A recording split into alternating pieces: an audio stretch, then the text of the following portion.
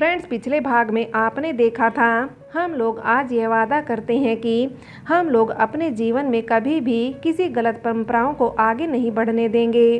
पंकज ने गंभीर मुद्रा में कहा। सभी ने पंकज की बात का समर्थन किया।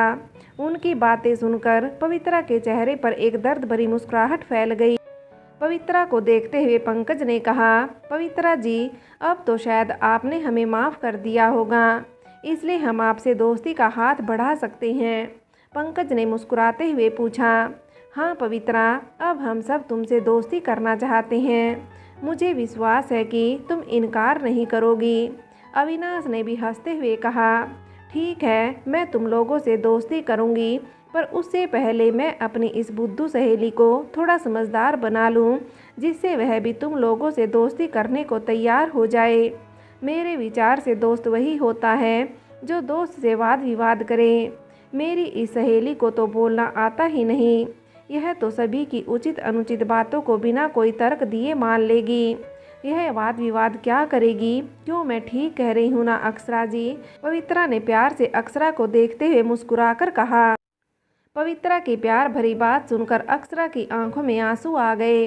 अक्षरा को रोता देख पवित्रा ने बहुत प्यार से उसके आंसू पोंछे और गले से लगा लिया। वहां खड़े सभी लोगों के चेहरे पर मुस्कान फैल गई। रामू, आज कैंटीन में बैठे सभी लोगों के लिए मेरी तरफ से सैंडविच और चाय लेकर आओ, पंकज ने मुस्कुराते हुए कैंटीन के वेटर से कहा। तभी कैंटीन में कोमल ने प्रवेश किया। उसने चारों ओर नज़र दौड़ाई। वह पंकज को खोज रही थी। तभी उसकी नज़र किनारे की मेज पर गई। कोमल ने देखा वहां पंकज, नितिन, अविनाश के साथ पवित्रा और अक्षरा भी बैठी हुई थी। पंकज के बगल में पवित्रा को बैठा हुआ देखकर कोमल का चेहरा गुस्से से लाल हो गया। वह सीधे पंकज के सामने आकर खड़ी हो गई। पंकज, तुम यहाँ बैठे क्या कर रहे हो? वहाँ चलो, नए स्टूडेंट्स आ रहे हैं, क्या उनकी रैगिंग नहीं करनी है? कहीं ऐसा तो नहीं पवित्रा की बातों को तुमने गंभीरता से ले लिया है? कोमल ने पवित्रा को देखते हुए व्यंग्यात्मक लहजे में कहा। उसकी आवाज़ में ईर्ष्या साफ झलक रही थी। कोमल, तुम यहाँ बैठो, चाय पीते हैं, पंकज ने कोमल की बातों को अनसुना करते हुए कहा। मैं यहाँ चाय पीने नहीं आई हूँ, तुम्हें बुलाने आई हूँ। नए स्टूडेंट्स आ रहे हैं, हमें उनकी रैगिंग करनी है, चलो मेरे साथ, वरना आने वाले स्टूडेंट्स को खोजना मुश्किल हो जाएगा। कोमल ने फिर पंकज से कहा। नहीं कोमल, अब इस कॉलेज में कोई रैगिंग नहीं होगी। अगर किसी और कॉलेज में हो रही होगी तो उसे भी हम रोकेंगे, पंकज ने गंभीरतापूर्वक जवाब दिया। यह तुम क्या कह रहे हो? इतनी जल्दी इस लड़की ने तुम्हें अपने रंग में रंग लिया? यह तो जादू करने निकली। मुझे लगता है कि तुम्हारे ऊपर इसके रूप का जादू चल गया है, कोमल ने पवित्रा को देखते हुए बहुत ही बेहूदगी से कहा। कोमल, अपनी जबान को लगाम दो, तुम क्या बोले जा रही हो? तुम्हें पवित्रा जी का अपमान करने का अधिकार नहीं है, पंकज ने गुस्से में कोमल को घूर कर देखते हुए कहा। अगर मैं जो कह रही हूँ वह गलत है तो तुम्हें पवित्रा के लिए इतना बुरा क्यों लग रहा है? कोमल ने गुस्से में पूछा। कोमल, जो तुम पवित्रा का अपमान कर रही हो उसे सुनकर बुरा तो मुझे भी लग रहा है। तुम्हें किसी का अपमान करने का अधिकार नहीं है, पंकज ने गलत क्या कहा? रैगिंग करना कोई अच्छी बात नहीं है। हम सभी एक साथ रैगिंग का विरोध कर रहे हैं, अविनाश ने गंभीर लहजे में जवाब दिया। हाँ हाँ, हम सभी रैगिंग का विरोध करते हैं। अब इस कॉलेज में रैगिंग नहीं होगी। इसी कॉलेज में क्या, इस शहर के किसी कॉलेज में रैगिंग नहीं हो सकती, सभी ने एक साथ मिलकर कहा। एक स्वर में भी सभी की बात सुनकर कोमल ने आश्चर्यचकित होकर सभी को देखा। उसे अपने कानों पर विश्वास ही नहीं हो रहा था। कोमल ने गुस्से में घूरकर पवित्रा को देखा और उसके सामने आकर घृणा भरी आवाज में कहा, तुम जैसी लड़कियां अमीर घरों के लड़कों को अपने रूप जाल में फंसा लेती हैं। तुम तो बड़ी चालाक निकली, आते ही इस शहर के सबसे अमीर लड़कों को अपने रूप जाल में फंसा लिया, कोमल ने गुस्से में दांत पीसते हुए पवित्रा से कहा। तभी एक जोरदार थप्पड़ की आवाज़ गूंजी। पवित्रा ने एक जोरदार थप्पड़ कोमल के गाल पर लगाया था। कोमल जी, आज तो आपने ऐसी बेहूदगी भरी बातें कह दी, पर आगे से इसका विशेष ध्यान रखना। आज तो सिर्फ एक थप्पड़ मारा है, अगर फिर तुमने मेरे साथ किसी तरह की कोई बदतमीजी करने की कोशिश की तो मैं तुम्हें छोड़ूंगी नहीं। यह बात कान खोल कर सुन लो। पवित्रा ने आक्रोशित स्वर में धमकी देते हुए कहा। कोमल, तुमने अपनी सभी मर्यादाएं तोड़ दी, तुम यहाँ से जाओ, मैं तुम जैसी लड़की से दोस्ती नहीं रख सकता। पंकज ने कोमल को नफरत से देखते हुए जवाब दिया। वहाँ उपस्थित सभी लोग कोमल को दोषी ठहराने लगे। कोमल ने जब अपने लिए सभी की आंखों में नफरत देखी तो वह अंदर तक तिलमिला उठी। मैं तुम्हें देख लूँगी, यह कहकर पैर पटकती हुई वहाँ से चली गई। पंकज जी, कहीं है पागल लड़की आपसे प्यार तो नहीं करती, इसलिए आपके साथ किसी दूसरी लड़की को देखकर पागल हो जाती हैं। अगर ऐसा है तो आप आज के बाद मुझसे बात करने की कोशिश न कीजिएगा। मेरी एक सलाह मानिए, आप किसी भी लड़की से बात न करें, वरना कोमल का पागलपन किसी दिन किसी निर्दोष लड़की के लिए घातक सिद्ध हो सकता है। आगे आपकी मर्जी। पवित्रा ने गंभीर लहजे में कहा। अक्षरा, चलो यहाँ से। पवित्रा ने अक्षरा से कहा और वहाँ से जाने लगी।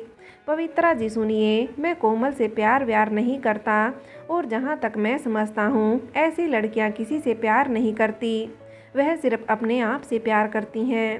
प्यार करने वाले अपने प्यार की रुसवाई नहीं करते, उसकी खुशी के लिए अपनी खुशियों को कुर्बान करते हैं। आप मुझे उस पागल लड़की के लिए क्यों सजा दे रही हैं? पंकज ने बहुत ही गंभीरता से जवाब दिया। हाँ पवित्रा, पंकज सही कह रहा है। कोमल की बातों के लिए तुम पंकज से दोस्ती क्यों तोड़ना चाहती हो? अविनाश ने भी गंभीर लहजे में कहा। हाँ पवित्रा, अविनाश जी सही कह रहे हैं। मुझे तो वह लड़की ही पागल लगती है, वही तो मुझे रैंकिंग में ज़्यादा परेशान कर रही थी। अक्षरा ने भी अविनाश की बातों का समर्थन किया। पवित्रा ने गहरी सांस लेकर कहा, ठीक है, तुम लोग कह रहे हो तो मैं मान लेती हूँ, लेकिन पता नहीं क्यों मुझे कोमल नॉर्मल दिमाग की ही नहीं लगती। पवित्रा ने कहा और कुर्सी पर बैठ गई। पंकज ने राहत की सांस ली, उसके चेहरे पर खुशी साफ दिखाई दे रही थी। अविनाश और नितिन उसकी ओर देखकर मुस्कुरा दिए। उनको मुस्कुराते देखकर पंकज जल्दी से दूसरी तरफ देखने लगा। उधर कोमल गुस्से में कैंटीन से बाहर निकल गई और बड़बड़ाते हुए कॉलेज की तरफ जाने लगी। पंकज सिर्फ मेरा है, मैं किसी को भी अपना प्यार छीनने नहीं दूंगी। यह पवित्रा अपने आप को बहुत स्मार्ट समझती है। मैंने भी उसकी स्मार्टनेस न झाड़ दी तो मेरा नाम भी कोमल नहीं होगा। पुलिस कमिश्नर की बेटी क्या, मैं उससे डरती हूँ। कोमल के पीछे पीछे तुषार भी चल रहा था। वह भी अक्षरा का पीछा करता हुआ कॉलेज आ गया था। वह शुरू से ही थोड़ी दूर पर था और अक्षरा और पवित्रा की गतिविधियों पर नज़र रखे हुए था। वह कॉलेज कैंटीन में भी एक कोने में बैठा हुआ सभी बातों को सुन समझ रहा था। कोमल जब कॉलेज की तरफ बढ़ रही थी तभी तुषार उसके सामने आ गया। तुषार को अपने सामने खड़ा देखकर कोमल ने गुस्से में कहा, तुम कौन हो? मेरे रास्ते में क्यों आए हो? मेरा नाम तुषार है, मैं आपकी समस्या का समाधान कर सकता हूँ। तुषार ने कुटिलता से हंसते हुए कहा, तुम तुषार हो या पृथ्वी, मुझे क्या मतलब है, मेरा रास्ता छोड़ो। कोमल ने गुस्से में कहा और बगल से निकलने लगी। आपको पंकज मिल सकता है अगर आप मेरी बात मान ले तो। तुषार ने तीर छोड़ा। तुम हो कौन और मेरी मदद क्यों करना चाहते हो? मैं तो तुम्हें जानती नहीं, क्या तुम यहाँ के स्टूडेंट हो? कोमल ने गंभीर मुद्रा में कहा, मैं अक्षरा का मंगेतर हूँ। हमारी शादी बचपन में ही पक्की हो गई थी। मेरे पिताजी का बिजनेस ठप हो गया और हम गरीब हो गए। अक्षरा के पिता आज शहर के अमीर लोगों में से एक हैं। मैं और अक्षरा एक दूसरे को बहुत प्यार करते थे। अब अक्षरा मुझसे शादी नहीं करना चाहती क्योंकि मैं गरीब हूँ। अब अक्षरा कहती है कि वह मुझे प्यार नहीं करती, लेकिन मैं उसे बहुत प्यार करता हूँ। मैं उसको पाने के लिए कुछ भी कर सकता हूँ। आप मेरी मदद कीजिए, मैं आपकी मदद करूँगा। तुषार ने कोमल को अपनी झूठी प्रेम कहानी सुनाई। मुझसे आप किस तरह की मदद चाहते हैं और आप मेरी मदद कैसे करेंगे? कोमल ने व्यंग्यात्मक मुस्कुराहट के साथ पूछा। आप अक्षरा को सबके सामने जलील करो। जब वह लोगों के बीच में रहे तो अक्षरा से कहो कि उसने पैसे के लिए अपने मंगेतर को धोखा क्यों दिया। अब क्यों वह उससे शादी नहीं करना चाहती। इसके अलावा क्या कहना होगा वह आप स्वयं निर्णय लेना। इतनी समझदार तो आप हैं ही।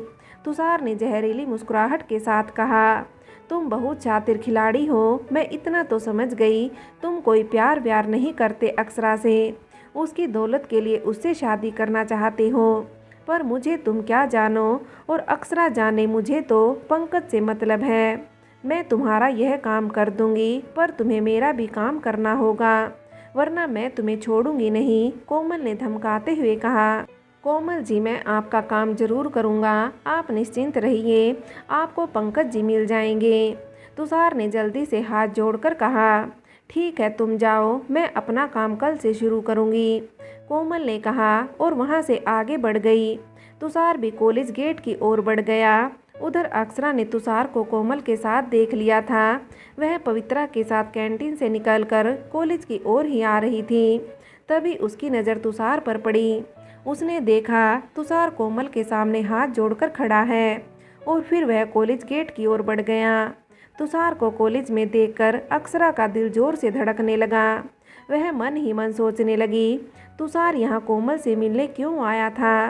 वह कोमल को कैसे जानता है? कहीं वह मेरा पीछा करते हुए तो यहाँ तक नहीं पहुँच गया? कहाँ खो गई मैडम अक्षरा, और अचानक यह तुम्हें क्या हुआ? तुम्हारा चेहरा क्यों उतर गया? पवित्रा ने अक्षरा को देखते हुए पूछा।